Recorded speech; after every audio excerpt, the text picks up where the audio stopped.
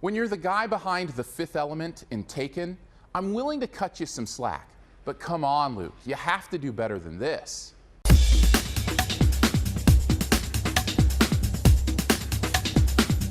The Family. It's Luc Besson's latest, starring Robert De Niro and Michelle Pfeiffer as the parentals in a family unit in witness protection after leaving the mafia. Tommy Lee Jones jumps in on occasion as the agent trying to keep them under wraps. All right, De Niro and Pfeiffer in a Luc Besson-directed mob movie? This has to work, right? Well, you'd think so, wouldn't you? And yet, while it's true that there are moments of inspiration here, overall, The Family just doesn't gel. Let's start with what does work. First, the acting. Down the line, I was impressed with the performances in this. It's not a surprise that De Niro nails the mob man on the run, nor should it be that Pfeiffer pulls it off as well. And of course, Tommy Lee Jones is incredible. I'm not quite sure he knows how not to be incredible.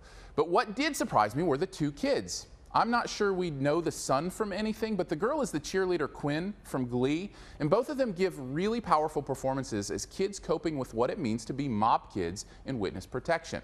I also have to give props to Luc Besson's knack for creating almost operatic sequences of violence that are both visually engaging and further the intensity of the film. But the best thing for me, it's a strange one this time actually, it's France. I love that this movie takes place in a very real version of France. You can tell Luc has a lot of respect for his homeland, and it adds to this quirky element that I think works perfectly in this movie.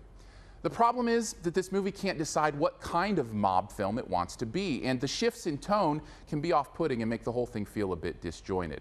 At points it wants to be a family romp comedy. At times it wants to be a serious look at tragedy and processing life change. And other times it wants to be a shoot-'em-up action flick. This isn't helped by the fact that each member of the family has their own plot line that seems strangely disconnected from any kind of central theme or connective tissue. There's a romance plot line for the daughter that seems as out of place and unnecessary as anything I've seen this year.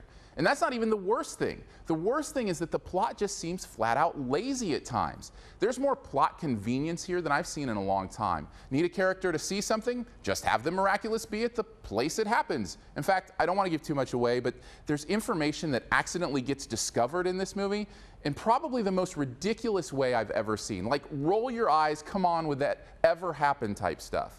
And all these things together make the movie a bit difficult to stay with.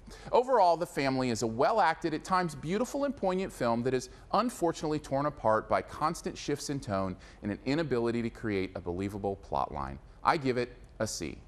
Thanks again for watching this Your Movie Friend review. Glad you found it, and if you'd like to see more, you can search for older reviews at yourmoviefriend.com. You can be part of the community at Facebook, the Your Movie Friend Facebook page, or subscribe at YouTube just to be, to know when the new reviews are coming out. All you got to do is click that big gray subscribe button. It's about to appear in the middle of your screen.